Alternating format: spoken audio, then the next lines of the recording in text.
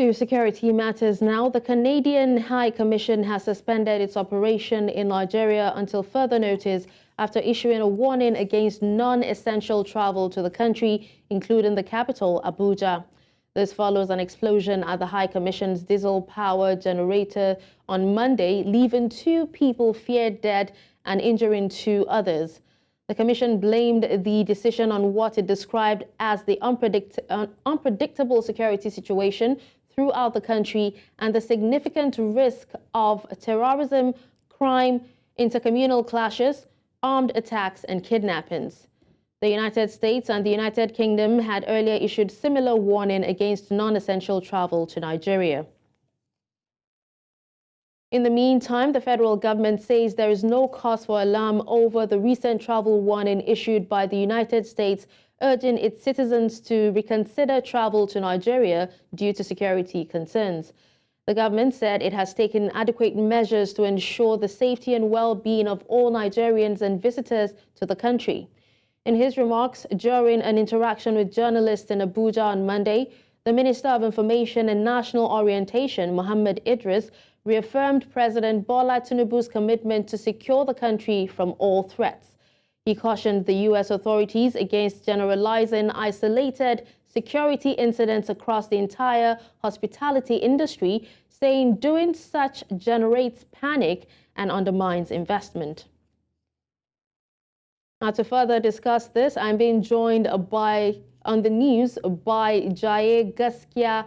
He's a governance and development strategist and also peace and security expert. Good afternoon, and thank you for joining me on the news, Jaye. Good afternoon. Thank you for having me. All right, so investigations have shown that the incident at the Canadian High Commission has nothing to do with the travel alert given by the Commission itself. Now, in light of this, let's take a critical look at the concerns of Canada and also the U.S. about traveling to Nigeria. How valid are these concerns? Okay, I think that there are 2 ways to look at this, and the very first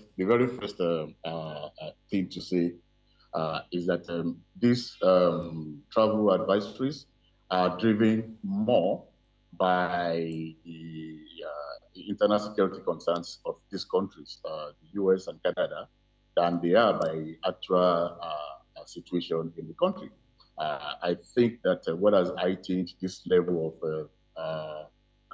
security alertness on the part of the US, Canada, and the Western governments in general cannot be unconnected with the ongoing situation in the Middle East, particularly the Israel-Hamas conflict and war, and the situation in Palestine.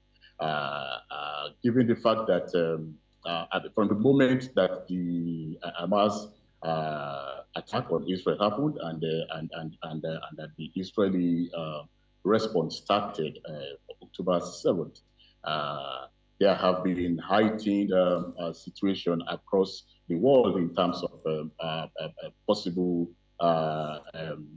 security repercussions for the supporters and promoters of Israel, particularly the US and Canada, other Western governments, particularly also given the fact that after the initial incident, which the whole world condemned in terms of Hamas's rampage in Israel and the kidnap and capture of abduction of Israeli citizens. It seems like more than a month into the Israeli offensive in Gaza, and with the scale of the humanitarian crisis in Gaza, a lot of anger has been growing in the world globally, and particularly among pro-Palestinian elements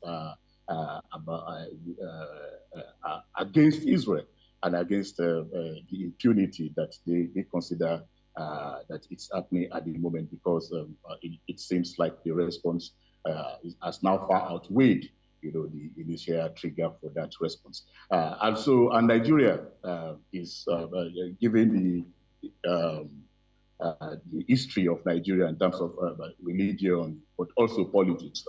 Nigeria also harbors a significant pro-Palestinian sentiments. There are significant sections of the Nigerian populace that are pro-Palestinian sentiments, and so that would be the assessment that these countries would therefore feel very concerned about their nationals traveling to countries where there is significant pro-Palestinian All right, sentiments. Jaye. And where, Now, still talking about the chances, that the decision by Canada comes weeks after, the U.S. also issued its travel advisory. What effect do you think these warnings would have on the relationship between these countries and Nigeria? Well, so far, I don't think, I think that there will be just some initial hiccups. But what I expect the federal government of Nigeria is to immediately take this up with this government, because it is not fair on our country, it's not fair on our people to project the fears and the insecurities of the U.S. And Canada on Nigeria. There has been no significant increase in the level of insecurity in the country in current times to warrant this kind of travel advisory. But it's also, and you can also see, because it's a general, it says across the country. So it means that they actually expect that their nationals can be targeted when they are exposed anywhere in the world where you have this kind of pro-Palestinian situation. What I expect our government to do is to take this up with these countries and to impose it upon them to desist from this kind of a general characterization. Because, okay, yeah. Still talking about that, the country taking it up. Aside from, Nigeria cautioning the U.S. authorities against generating panic, do you think there should be sanctions regarding issues like these in the long term, especially if they end up being false alarms? Yeah, I mean, okay, so you have to go through a number of processes before you get to sanctions. But I think that if it ends up being a false alarm, it should be within the ambit of the federal government to actually summon the ambassadors of these countries and have a session with them and give the clear wording of the Nigerian government and displeasure of the Nigerian government directly to the ambassadors, not just through a press conference when you are addressing the media. I think that summoning the ambassadors would be an appropriate step to take at this moment, so that we can ensure that this does not repeat itself in the future. And in any case, they ought to have coordinated with the Nigerian government and the Nigerian security before even issuing those travel advisories in the first instance. All right, Jaye, now just before we wrap up, looking at the pockets of insecurity in some parts of the country, do you think that President Bola Tinubu's administration has done enough in its commitment to secure the country from all threats? That's in your expert's opinion. I think that it is too early in the life of any administration to judge it after 4 months in terms of insecurity. But I also think that a number of actions are already being taken. I mean, one of the things that I've seen is that we've had reported incidences of, for example, attacks on villages and communities, which have continued to be ongoing. We've had incidences of abductions and the rest of that. But we've also had incidences of almost near instantaneous responses from the military and security personnel. In fact, also including almost near instantaneous responses with respect to rescue of abducted and kidnapped persons and neutralization of these elements that are causing a crisis immediately after an attack. So I think that the response has improved and is improving, and I think that this momentum should be built on. What remains is actually to now.